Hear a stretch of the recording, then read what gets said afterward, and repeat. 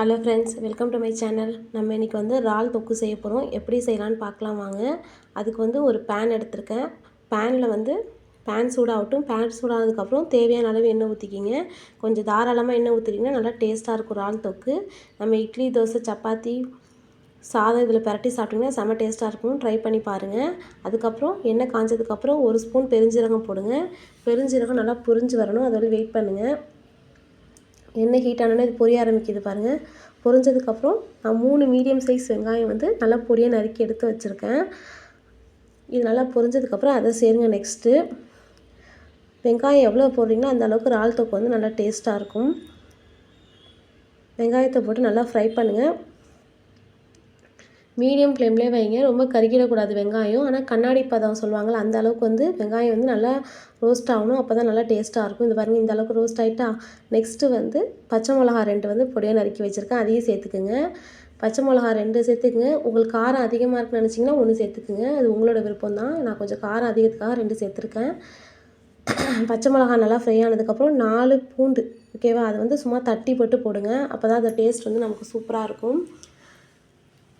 இதுமாதிரி செஞ்சு பாருங்கள். இஞ்சி பூண்டு பேஸ்ட்டு போடாமல் இதுமாதிரி தட்டி போட்டு செஞ்சால் இன்னும் நல்லா வாசனையாக இருக்கும்.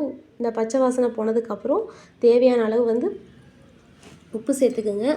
அதுக்கப்புறம் 1.5 ஸ்பூன் மல்லித்தூள், தனி மல்லித்தூள் சேர்த்துக்குங்க. 1.5 ஸ்பூன் மிளகாய்த்தூள் சேர்த்துக்குங்க. இல்லை எனக்கு மல்லித்தூள் மிளகாய்த்தூள் இல்லாமல் வீட்டில் குழம்பு மிளகாய்த்தூள் தான் இருக்குன்னா குழம்பு மிளகாய்த்தூள் 2 ஸ்பூன் சேர்த்துக்குங்க. இதான் அளவு. இந்த அளவு சேர்த்துக்கிட்டிங்கன்னா கரெக்டாக இருக்கும். நான் அதில் 1.5 ஸ்பூன் மல்லித்தூளும் 1.5 ஸ்பூன் மிளகாத்தூளும் சேர்த்துருக்கேன்.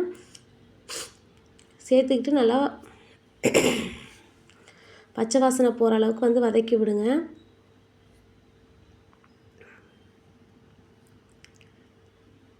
நல்லா அந்த பச்சை வாசனை போகணும். அப்போ தான் இறால் இறால் தொக்கு நல்லா டேஸ்ட்டாக இருக்கும்.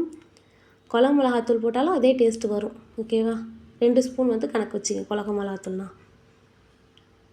பார்த்திங்களா, அந்த பச்சை வாசனை நல்லா போகிற அளவுக்கு இதுமாதிரி நல்லா ஃப்ரை விடுங்க. எண்ணெய் பிரிஞ்சு வருது பார்த்திங்களா. இந்த ஸ்டேஜ் வந்ததுக்கப்புறம் நான் ஒரு 1/4 கிலோ இறாலை நல்லா உரித்து வாஷ் பண்ணி எடுத்து வச்சுருக்கேன். இந்த எண்ணெய் நல்லா பிரிஞ்சு வர வழி வெயிட் பண்ணதுக்கப்புறம் தான் நம்ம இறால் போடணும்.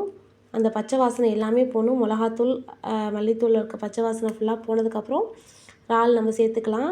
இப்போ பாருங்கள், நல்லா அதோடய வாசனைலாம் போயிட்டு இப்போ 1/4 கிலோ இறால் வாஷ் பண்ணி எடுத்து வச்சுருக்கேன். அதை நான் போடுறேன். இது நான் 2 பேருக்கு தேவையானது செஞ்சுருக்கேன். இந்த அளவு மட்டும் பார்த்துக்குங்க.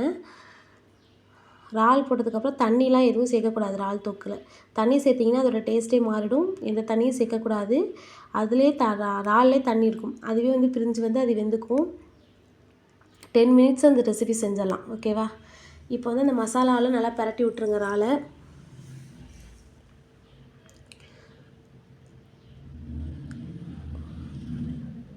நல்லா அந்த மசாலா ஃபுல்லாக இதாகணும். எல்லா இறாலையும் படுற அளவுக்கு பரட்டி விட்டுட்டு ஒரு மூடி போட்டு ஒரு 5 மினிட்ஸ் வச்சுருங்க. 5 மினிட்ஸ்க்கு அப்புறம் எடுத்து பார்த்தீங்கன்னா தெரியும், இறாலில் உள்ள தண்ணிலாம் பிரிஞ்சு வந்திருக்கு பார்த்தீங்களா. இதான் ஸ்டேஜ், ஓகேவா. பிரிஞ்சு வருது, அதனால தான் நம்ம தண்ணி ஊற்ற வேணாம்னு சொல்கிறோம். இந்த ஸ்டேஜ் வந்ததுக்கப்புறம் இன்னும் ஒரு 2 மினிட்ஸ் வச்சா போதும். திருப்பி ஒரு லெட்டு போட்டு மூடி வச்சுருங்க. ஒரு 2 மினிட்ஸ் குக் பண்ணுங்கள் மீடியம் ஃப்ளேம்லேயே. உண்மையாக ரொம்ப டேஸ்ட்டாக இருக்கும். நான் செஞ்சு பார்த்து சாப்பிட்டு பார்த்தேன், நல்லா இருந்துச்சு. நீங்களும் செஞ்சு பாருங்கள். பார்த்தீங்களா, நல்லா எண்ணெய் பிரிஞ்சு நல்லா இறால் வெந்திருக்கு. இந்த ஸ்டேஜ் இருந்தால் போதும். நான் ஒரு 2 மினிட்ஸ் அப்படியே விட்டேன், ஓகேவா. நல்லா ட்ரை ஆகட்டும் அப்படிங்கிறதுக்காக பேன்லேயே விட்டு இது பண்ணிக்கிட்டேன். நல்லா இறால் வெந்திருக்கான்னு ஒரு தடவை செக் பண்ணிக்கிங்க. நான் சின்ன சின்ன இறால் எடுத்ததுனால எனக்கு 10 மினிட்ஸ்க்குள்ள அது குக் ஆகிட்டு. நீங்கள் பெரிய இறால் எடுத்திங்கன்னா இன்னொரு 5 மினிட்ஸ் எக்ஸ்ட்ரா எடுத்துக்கோங்க. அதுக்கப்புறம் ஒரு தட்டில் சர்வ் பண்ணி பசங்களுக்கு கொடுங்க, நல்லா விரும்பி சாப்பிடுவாங்க.